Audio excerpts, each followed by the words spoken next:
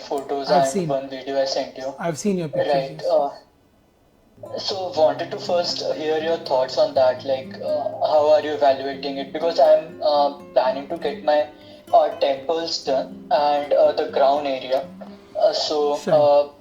how much requirement do you see there, and do you think my donor area is good enough Yeah, to Shalini, cover them? इनकी photographs फिर से लेके आना जरा. I'll just see them again. Can you tell me about your previous procedures and history? How old are you? Right. So I'm 24 years old, 24 and years old. right. And my first transplantation happened 2 years back, 2020 December, and it was in the frontal area. So I have decent density there, not great. Some of the areas the results were good. The hair density is good, but in some other places it is despite getting them transplanted, skin is still pretty much visible.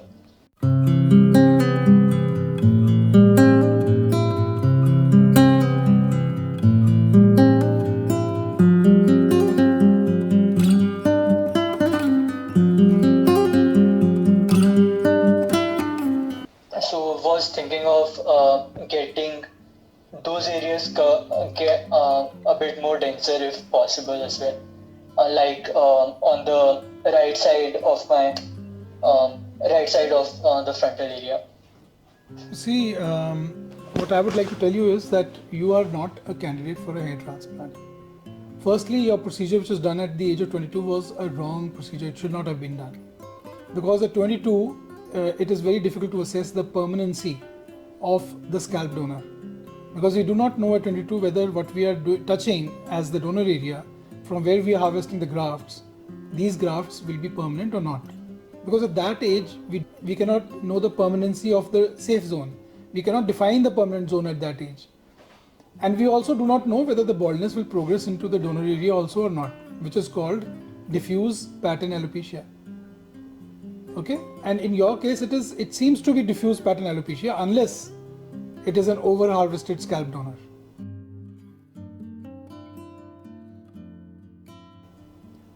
Unless you show me pictures before the hair transplant, I will not be able to tell what was the situation like at the time when the intervention was done at age of 22. But as it is, 22 is the wrong age to do a hair transplant.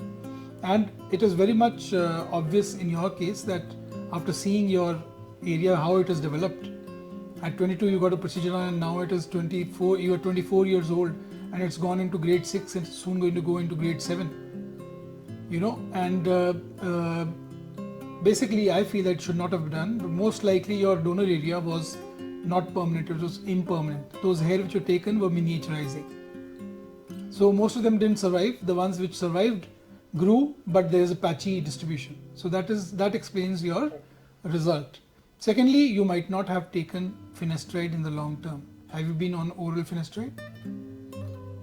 No, I was on and off. Was not taking regularly, but I was taking minoxidil regularly. So minoxidil is not a DHT blocker. Minoxidil just makes your hair thicker as long as they are there. It is only oral finasteride, which is a DHT blocker, which prevents or slows down the progression of baldness. Minoxidil is not going to stop your baldness. So when you get a hair transplant done at 22, you are committed to take finasteride in the long term. If you do not, precious time is lost. And then you keep seeking hair transplants, and soon you will run out of grafts, which you presently have run out of grafts completely. There is no way with your existing donor can we fully cover your bald areas on the scalp. Got it. So are you saying that it is I'll have to compromise on some areas to get No, I am saying that hair transplant is not for you. Okay. Because you have, so I have one question. You have what is called as diffuse pattern alopecia, which should have been recognized earlier by waiting till the age of 25. By diffuse, do you mean that hairs getting lost from everywhere? And yeah. By diffuse, I mean that even the donor area is miniaturizing. That is also involved in the process of baldness. Now, if you were a 35-year-old, 45-year-old, that wouldn't be a cause of concern because baldness is very slow after that. But everything has happened between 22 and 24, and this is a time when if you touch this sort of donor, I mean, there's nothing going to remain till the age of 25, 26. So further going into that same donor and fetching grafts is an exercise in futility, which should not be done. Hair transplant should not be done in your case. That is my considered opinion, and I have explained to you why I think so. So that is a scientific approach to hair loss, rather than just filling up with whatever hair is there, all the areas, and then again ruining it by not taking finasteride, and then causing scarring and burning all your bridges. You can't even wear a patch after that. So firstly, Sir, I have one question here. wrong decision was made to do a hair transplant 22. So I have one question here. So if let's say I get that transplant done, and okay, I know that since the donor area is not strong, the hairs would be lost from there as well. But so it would be like maybe some let's say now I think there aren't many hairs which are left in donor area anyway. So maybe 1200, 1300 grafts would be transplanted from there. Let's say some 600, 700 survive at the end of the day because it's others would be falling off because it is weak. But now let's say we are also taking the beard area into consideration, and including that maybe if we can do a transplantation of 3000, 3500 grafts, something like that. Don't you think that can be a good option as well? Firstly, I'm fine with. Firstly, clinics that talk of 3500 scalp grafts do not confine themselves to the shadow area of the beard. They will approach your cheeks and your I think I'm fine with sideburns. So now, if you will cause considerable scarring, if you shave, there is a chance that you might have white spots on the cheeks. If we confine ourselves only to the shadow area, we cannot take more than 1500, at the most 1800 grafts in a person of your beard donor density. There are patients in which we can take more, who have very, very lush hair and their per centimeter square density of hair is very high. So in them we can go up to 3000, but not a case like you. In your case like you, even 1200 will be a tall order. You mean from the beard? Beard area, shadow area of the beard. In your case, I mean, personally thinking, yours is a case which should not have been done, and now that it has been done, it continues to be that you are not a candidate for hair transplant. The best thing for you to do is you start taking finasteride 1 milligram a day after getting your total testosterone level done, and after making sure that you don't have pre-existing disabilities like erectile dysfunction, gynecomastia, testicular pain, low libido, that sort of thing. And if you're a candidate, you should start taking finasteride 1 milligram at night, late night, for about 6 months, and then come back for a consultation, and then we'll see which way to go, if at all hair transplant is possible. This is the best approach. If you do not follow this, there'll be a lot of, you'll be disgruntled, you'll lose a lot of time, you'll waste a lot of emotions, and of course you'll waste a lot of money also. And there'll be considerable aesthetic deformity because of scarring. Scarring, you mean from the donor area? Yeah.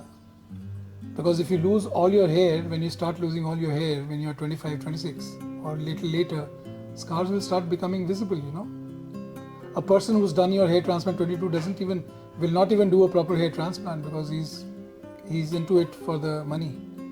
I think so. Again, just I'm thinking of this fact that okay, it is possible that my donor area is weak, but it would remain for some time, right? And if I take finasteride, then it might remain there longer. And there are other donor parts as we are talking about beard. Maybe I'm fine with taking grafts out from. I'll tell you one thing. Cheek area. I'll tell you one thing. You have extensive baldness. Most of the hair are planted hair, or they are thinning hair, native thinning hair also. So in the frontal area, if you look at the middle part, they are native hair. But on the side of it, these hairs and these hairs and the hairline, okay. So the situation is that you are going to be grade 6 male pattern baldness, which you already are. You might be grade 7. And soon as you lose your donor area, as the bald area encroaches upon your donor area, so you will lose the planted hair as well. Okay. you will also continue to have progression of your native thinning hair. They will also disappear. If we plant only I would body not hair, use. now if we plant only body hair, only those they are going to remain because they are DHT resistant. And body hair, in their characteristics, in their coarseness and by virtue of their nature, are very different from scalp hair. And if you have only body hair on your head, firstly it will be very low density because those many body hair are not available to transplant, and secondly they look very odd and weird because their distinct nature is such that they will not resemble scalp hair. Anybody will be able to make out that you got a weird hair transplant done. Got it. Do you have some pictures which could help in understanding what you're saying? Pictures? In what way? I have videos in which we have Yeah. shown progression of baldness and how people have No, gone without finasteride. in a way, like how body hair transplanted look different from the normal transplants. After procedure, there are so many on the internet. We have not done such cases that only body hair remain on the head. Got it. Yeah. Sure, I'll probably check Yeah, that. you can see only body hair looks very weird. It's not natural look. Got it. Yeah. If I would suggest that you do not follow this path of hair transplant, because I've seen your donor area. I've seen your donor area and your level of baldness, grade of baldness, and your unwillingness to take finasteride. You are not a candidate for hair transplant by any stretch I of think imagination. I'll continue with finasteride now in future. So if you I are was continuing, wondering. so if you're continuing on finasteride, take it for 6 months, and after 6 months we can have another conversation. Sure, sir. Yeah. Yeah. Okay, sure. I think I'm good with. Yeah, thanks for explaining. Okay. You're most welcome. Any doubts that you have, anything you want to know, you can always drop me a voice message, and at my free time I will reply back to you. Okay? Voice messages are more personal, and they explain the emotions of a person. I'll be happy to answer. Okay? Definitely, sir. I'll do that. All right. Thanks a lot. Okay. Bye. Bye. Thanks a lot. Bye. Yeah.